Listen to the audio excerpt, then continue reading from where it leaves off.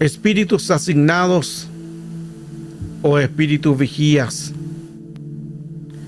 Al entender el tema, podemos darnos cuenta de la importancia de saber que muchas veces el enemigo va a querer colocar alguna aflicción, algún espíritu. Vamos a ver quiénes son los espíritus asignados. Hay espíritus vigías o espíritus escribanos también, en que ellos van a tratar de colocar asignamientos de maldiciones. Un asignamiento en la salud, en la economía, en el llamado, en el ministerio. Son asignamientos que ellos hacen. Siempre lo harán con derecho legal, o sea, porque hay alguna puerta que no se ha sido cerrada. Y al poder entender todo este tema nos va a ayudar mucho a abrir nuestra mentalidad, abrir nuestro corazón y confiar plenamente de que dependemos del Señor en todo lo que hagamos. Y el enemigo siempre va a trabajar con estos espíritus asignados desde el vientre, aún del vientre de la madre, o desde antes también. Estos espíritus asignados siempre van a venir por situaciones en las cuales nosotros estamos en el proceso. Por eso que en el proceso tenemos que sacudirnos, tenemos que soltar las cargas, tenemos que liberarnos, confiar en el Señor, sacudirnos, ministrarnos, reconocer. Todo eso se tiene que hacer en una buena administración para que así podamos entender lo importante que es sanarnos de alguna herida, de alguna aflicción o algún espíritu, porque van a venir los derechos legales. Aquí vamos a hablar también de jurisdicción. Dios no es culpable de nada, de lo que nos pase. Todo tiene que ver por un derecho legal, porque algo nosotros no queremos renunciar o simplemente o no lo estamos entendiendo. Pero todos los espíritus asignados, ellos utilizan jurisdicciones, utilizan también exousia, los derechos legales que van a venir porque están asignados, porque nadie ha roto ese espíritu, esa maldición. Por eso que es muy importante ir colocando atención qué espíritu quizás puede venir y no nos hemos dado cuenta. Los espíritus asignados es un espíritu que el enemigo designa sobre una persona. Ese espíritu asignado es lo que hace que una persona luche siempre, y esa lucha es una y otra vez y siempre con el mismo espíritu. Y no se logra vencer esa batalla.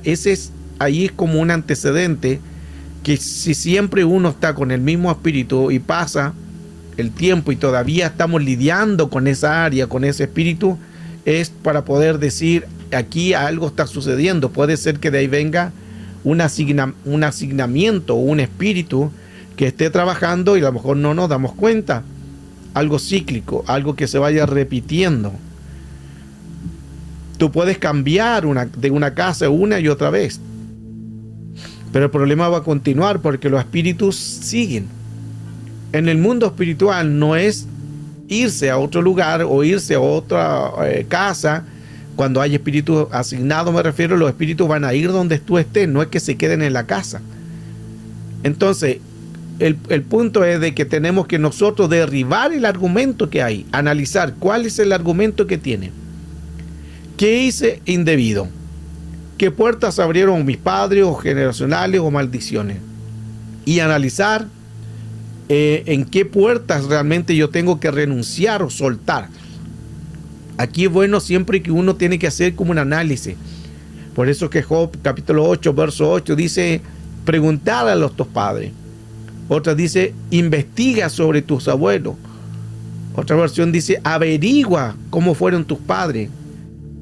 Entonces es muy importante investigar, saber, o ir teniendo un antecedente, o cómo es el hermano, si los hermanos tienen la misma situación, si el padre tiene una misma situación y se va repitiendo eso se llaman ya asignamiento, porque van de generación tras generación, o los espíritus pasan de cuerpo en cuerpo, o de genética a genética, o de generación tras generación. Ahí podemos entonces nosotros darnos cuenta que hay espíritus que van a venir porque están asignados con un fin. Ese es el propósito. Ahora, todo espíritu que venga, ninguno va a ser diferente que el que ya se asignó. El mundo espiritual es más ordenado que nosotros mismos. Y es más, el mundo de las tinieblas es mucho más ordenado que nosotros. El mundo de las tinieblas es mucho más disciplinado que nosotros. ¿Por qué?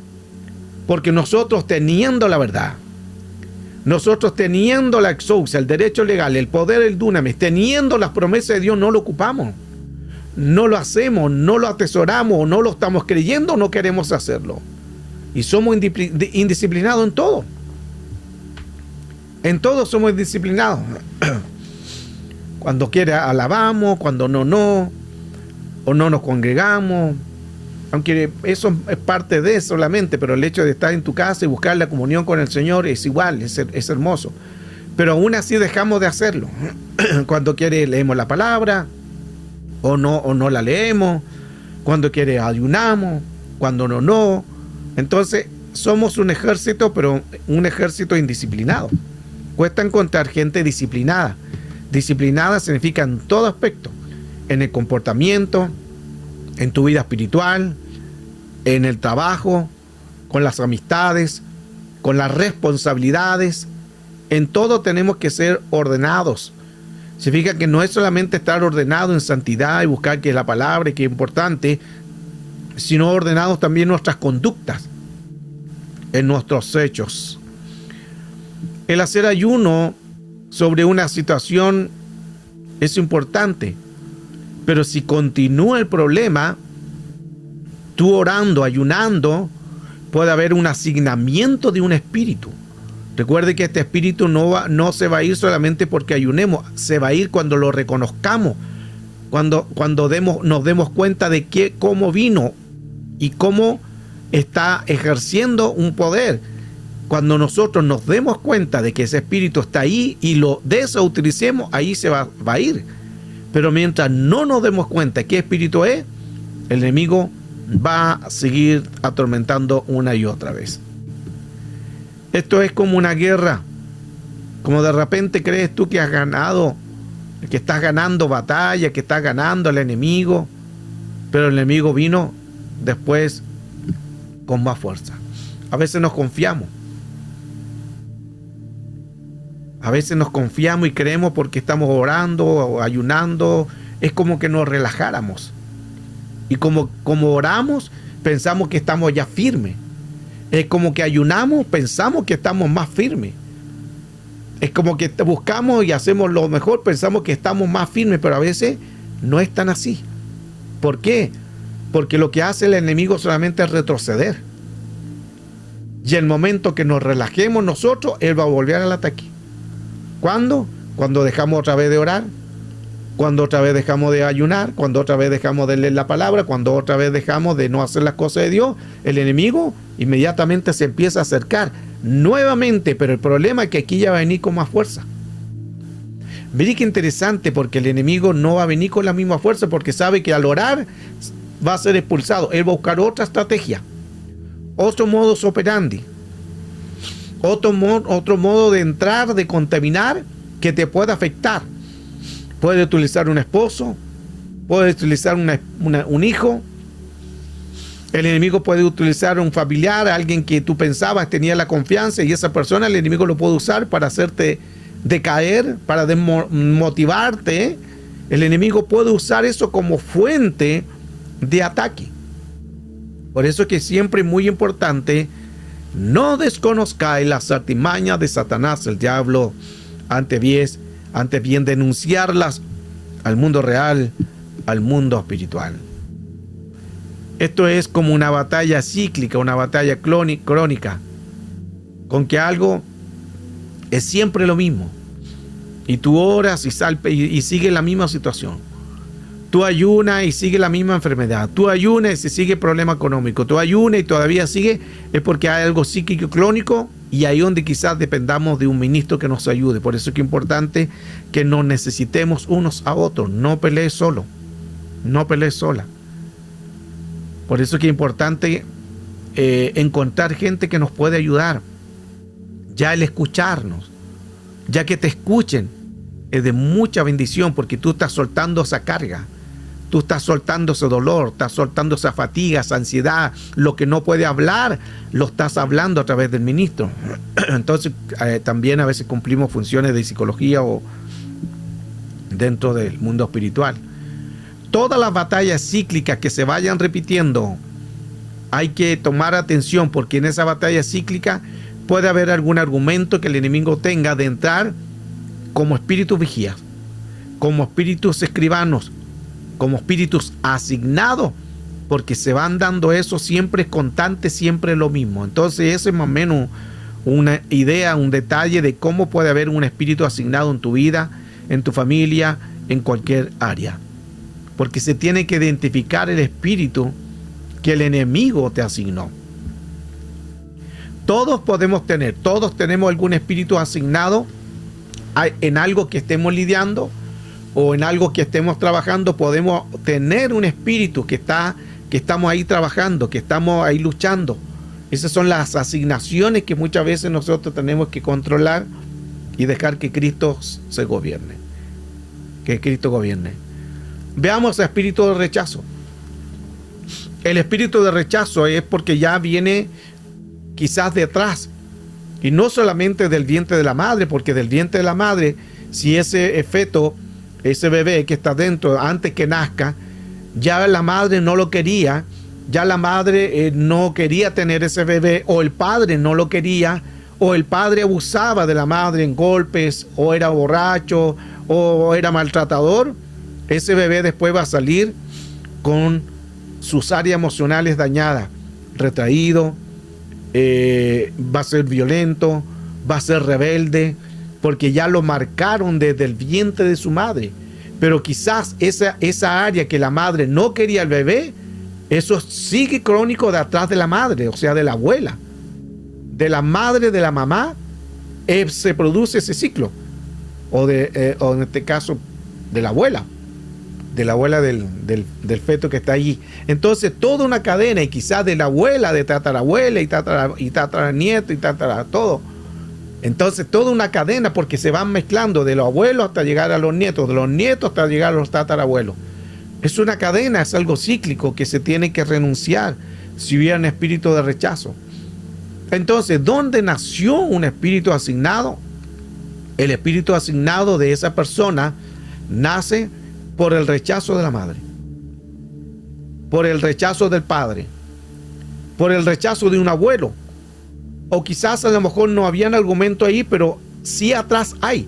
Recuerde que jamás un espíritu va a venir porque quieren, lo hemos hablado bastante, pero es bueno recordar esto, que ningún espíritu va a venir, y es más, ni siquiera ningún espíritu va a trabajar colocando algo que no está. Ellos colocan los mismos argumentos que uno no ha cortado, que uno no ha dejado.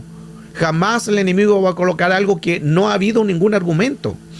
Ejemplo, si en la familia no hay un argumento de ebriedad, o el padre no fue ebrio, el abuelo no fue ebrio, o quizás no hay ningún argumento de ebriedad en ninguno de la familia, no va a venir un espíritu de ebriedad sobre el nieto, sobre el hijo, el nieto, bisnieto, tataranieto, porque no hay ningún asignamiento, no hay un derecho legal, no hay una puerta abierta.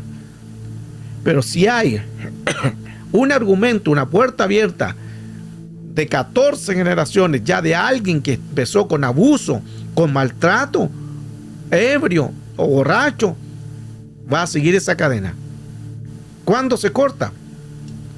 Cuando nosotros no solamente aceptamos a Cristo, que es lo más importante, sino que cuando nosotros nos ministramos esa área.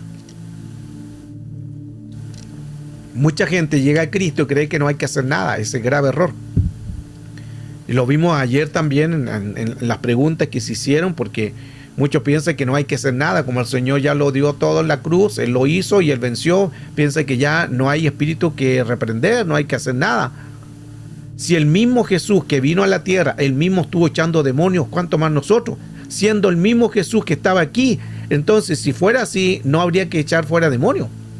Es más, Jesús le dio autoridad a los discípulos, le dijeron: yo le doy poder, le doy autoridad, le doy poder sobre espíritu, le doy autoridad. Nos dio poder y autoridad para echar fuera demonios. para que todo se sujete, todo espíritu, para que la enfermedad se sujete. Entonces, si no habría nada que hacer, porque Él lo hizo en la cruz, entonces Jesús no nos daría ejemplos, muchos ejemplos de guerra, de batalla y qué hacer y cómo hacer. No habló del ayuno, no habló de la guerra, no habló de la batalla. Pablo habla de batalla, Pablo no habló de la armadura.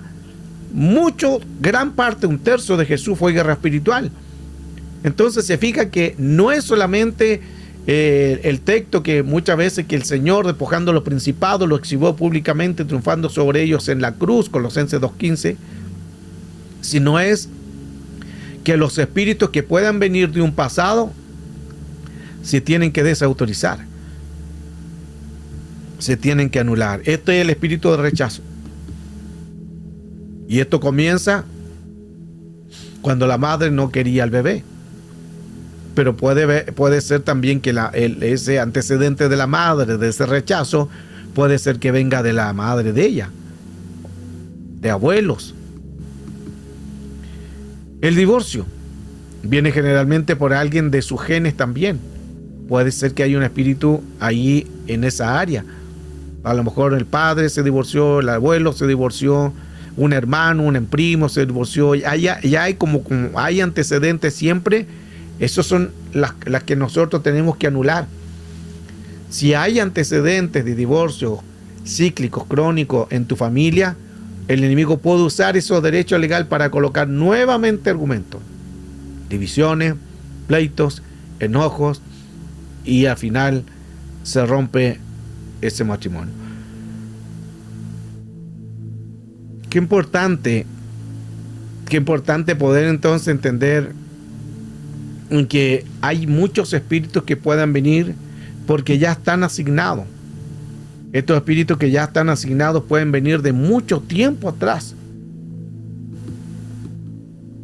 Un hijo que fuma, que fumó tanto porque sus padres, su abuelo también lo hicieron. Es un espíritu asignado que se llamarían maldiciones generacionales también, porque todos lo hacen. Y eso va pasando generación tras generación, otros se vuelven adictos al tabaco o tabaquismo, que no les cuesta dejar. Hay gente que les cuesta realmente dejar. Yo he estado ministrando personas y conozco personas que estando en la iglesia todavía siguen fumando. Les cuesta. ¿Por qué les cuesta? Porque uno, hay gente que no quiere dejarlo. Y dos, no hay nadie que los libere. No hay gente que los libere, porque en la iglesia tenemos mucho emocionalismo. Pero ¿dónde está la gente que sana?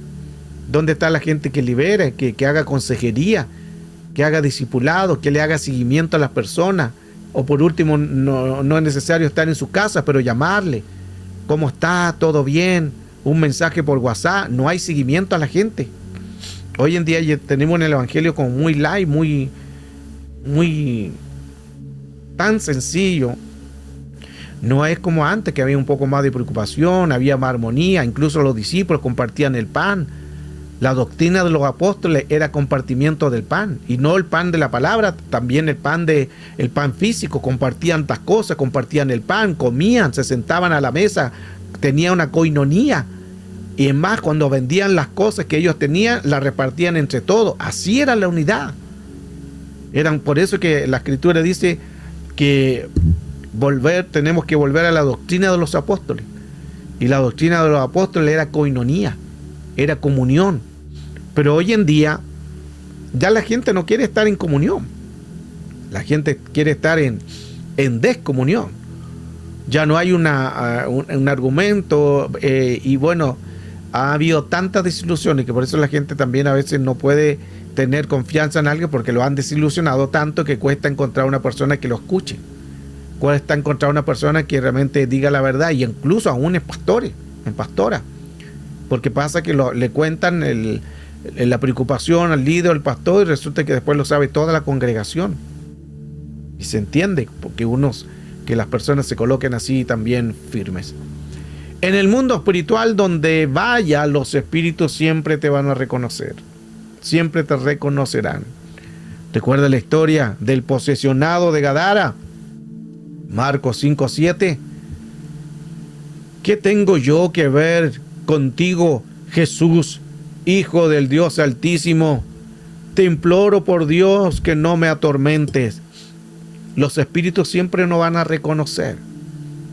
Por eso no es lo que hagamos hacia los demás, es lo que hagamos en el cuarto secreto. Nuestra victoria no se basa en lo que hagamos y demostremos hacia los demás. Nuestra victoria se basa en que hagamos en nuestra intimidad. Nuestra victoria se basa en que hagamos en el cuarto secreto. Ahí está la victoria. Jesús jamás andaba mostrando yo estoy en ayuno. Jesús jamás andaba diciendo, ni siquiera a sus discípulos le andaba diciendo hoy voy a ayunar, hoy voy a hacer esto, voy a liberar, voy a echar fuera demonios. No, siempre mantuvo una humildad. Porque el secreto de la victoria está en hacer, no en lo que tenemos que demostrar, sino el hacer cuando nadie nos ve. Por eso que Jesús, él no hacía grandes oraciones. Escuche esto que es importante. Jesús no hacía grandes oraciones con un espíritu, con algún demonio. Como hoy en día, para liberar un demonio tenemos que hacer grandes oraciones y a veces 1 hora, 2 horas según la jerarquía. Pero Jesús no hacía grandes oraciones. ¿Por qué? Porque Jesús, el poder que él tenía para echar fuera demonios, no lo hacía en el mismo momento, lo hacía cuando nadie lo veía. ¿Cómo? Jesús oraba en madrugada. Jesús oraba en madrugada. La crucifixión de Cristo en la cruz no solamente fue vencida cuando él llegó a la cruz, sino que fue vencida en el Getsemaní, en el lugar de la soledad, en el lugar que sus discípulos se corrieron, arrancaron y lo dejaron solo. Pero Jesús ya estaba fortalecido en oración. Por eso es que es muy importante orar. Y Jesús jamás hacía grandes, extensas oraciones para echar fuera un demonio, sino que él decía, sé sano, sé libre, apártate en el nombre de Jesús. Y los discípulos lo usaban también, de liberación, de hablar. Y nosotros tenemos que usar apártate de Satanás, en el nombre de Jesús. Y listo. ¿Por qué? Porque Jesús llevaba una comunión donde nadie lo veía. Por eso que los demonios le conocieron. Cuando Jesús llega a Gadara, Jesús no había dicho ni una palabra. Pisó aquel lugar de Decápolis, 10 ciudades, e inmediatamente sale el guardián, el vigilante, el atormentado, el posesionado. Inmediatamente le dice, ¿qué tienes conmigo, hijo del Dios Altísimo? ¿Por qué me vienes a atormentar antes de tiempo? Los demonios le reconocieron como Dios Altísimo. Mire qué interesante. Recuerde que estuvimos viendo hoy, los que estuvimos en la escuela, la palabra Altísimo. Aquí aparece otra vez también. Altísimo tiene que ver con el Elión. Y el Elión tiene que ver con el Shaddai. Y ahí lo voy a dejar hasta ahí nomás, porque los demás saben toda la historia, la enseñanza muy hermosa que vimos hoy en la mañana sobre el Shaddai. Entonces, nosotros tenemos que hacer lo que tenemos que hacer en nuestra intimidad, en el cuarto secreto. Pero hay mucha gente que le gusta aparentar cuando están en la iglesia.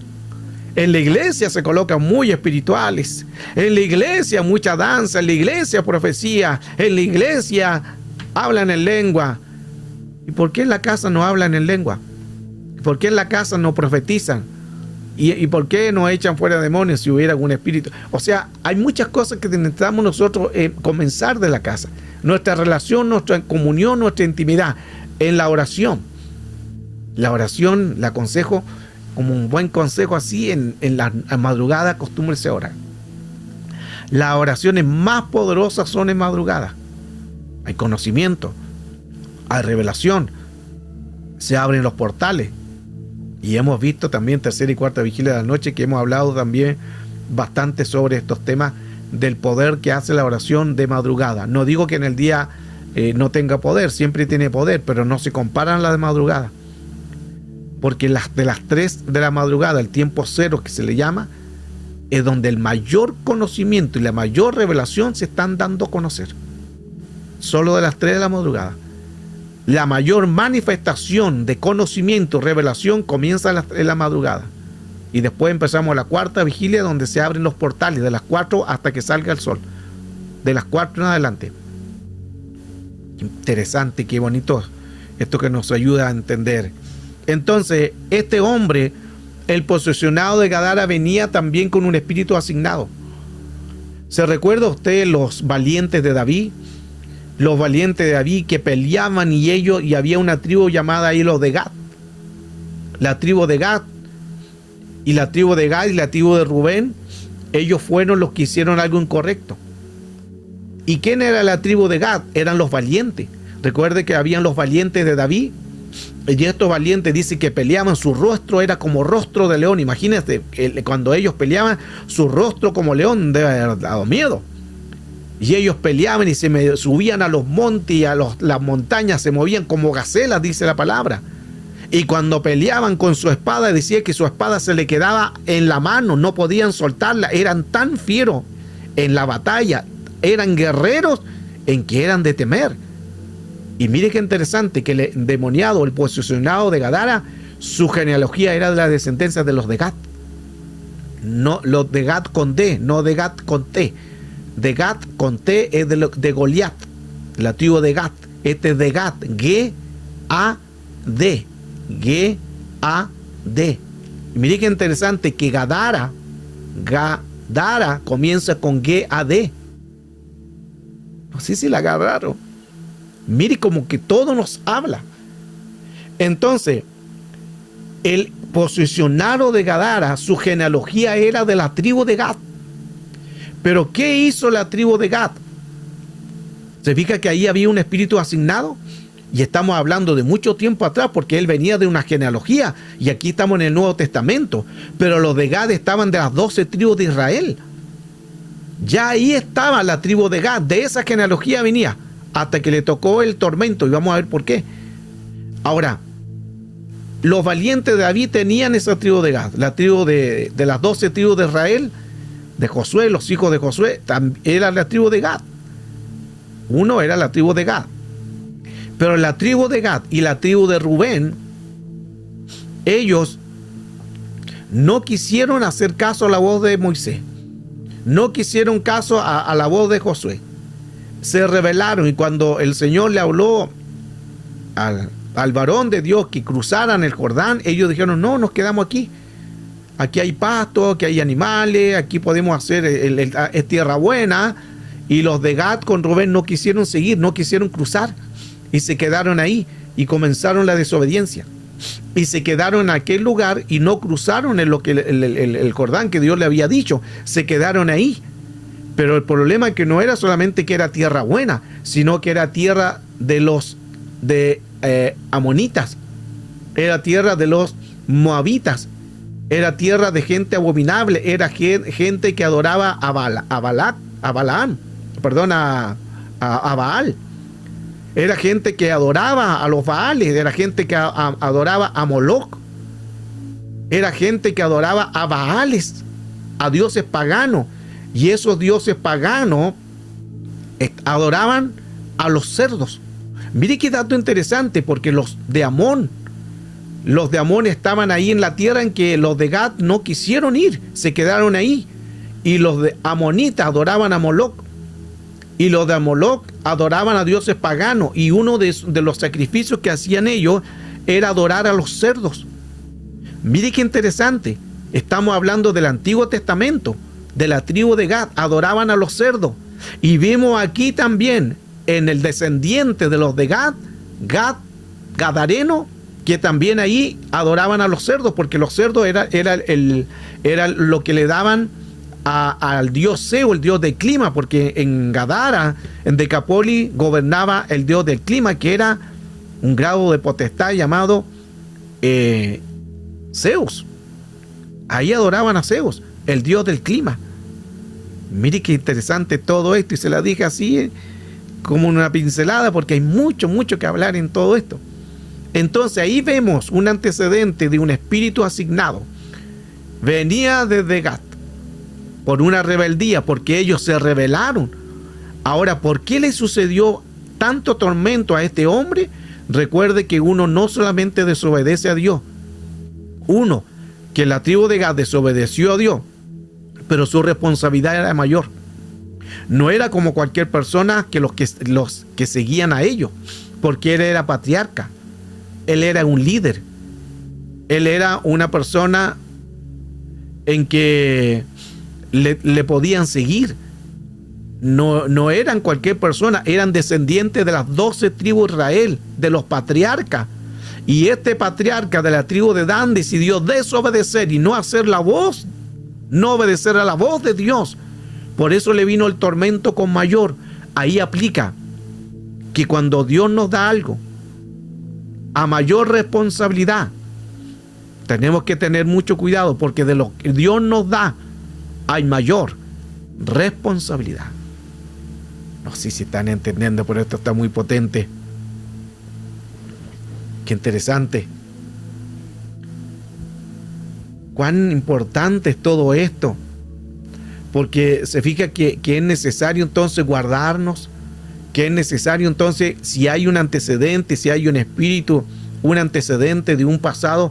Por eso es que ahí vuelvo al texto de Job 8:8, pregúntale a tus padres, pregúntale a tu abuelo, investiga cómo eran tus padres,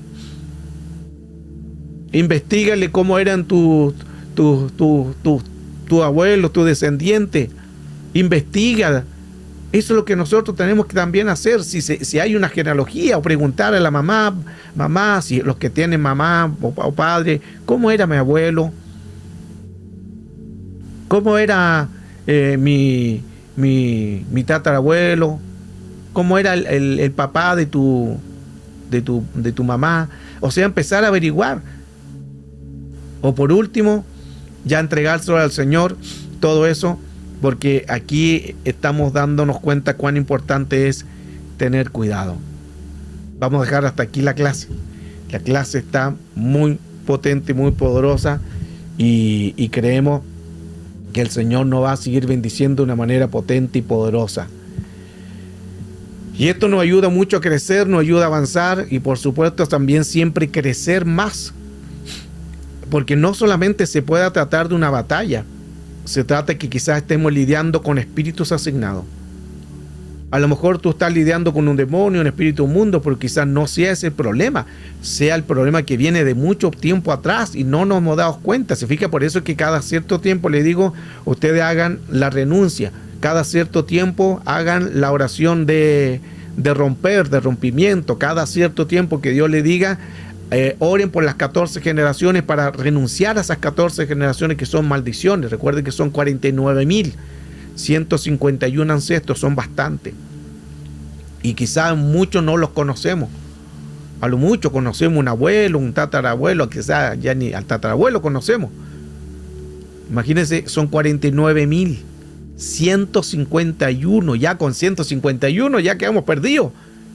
Son 49.000.